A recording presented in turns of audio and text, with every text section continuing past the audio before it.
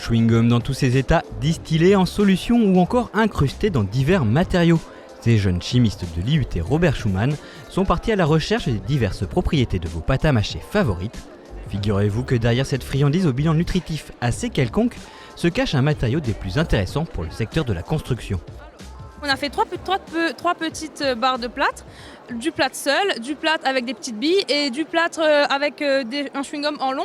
Et en fait, on le cassait et en fait, on a vu que justement le plâtre tout seul, il y avait une fissure nette. Quand on mettait du chewing-gum, des petites billes de chewing-gum, l'onde de choc était réceptionnée par les petites billes de chewing-gum et le chewing-gum en long, la fissure, elle était nettement moins prononcée en fait. C'était ça en fait le but, de montrer que le chewing-gum dans le plâtre ou dans le béton, c'est quand même intéressant.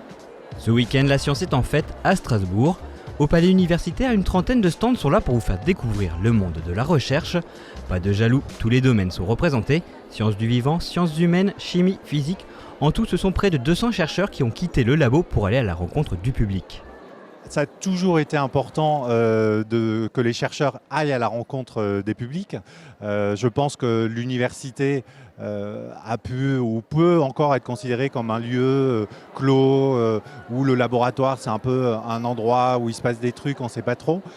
Mais l'Université de Strasbourg a toujours eu à cœur de pouvoir expliciter, donner l'occasion au public de pouvoir mieux comprendre ce que c'est que la recherche. Le saviez-vous ? La première société pétrolière au monde a vu le jour en Alsace au XVIIIe siècle. À l'époque, le sous-sol était encore gorgé de la précieuse huile de pierre. Une porte d'entrée vers différents domaines scientifiques. Ici, une explication de comment se forment pétrole, gaz et charbon dans les couches géologiques à l'aide d'une célèbre pâte à tartiner. C'est une chose d'illustrer quelque chose avec des images ou de l'expliquer sur des dessins.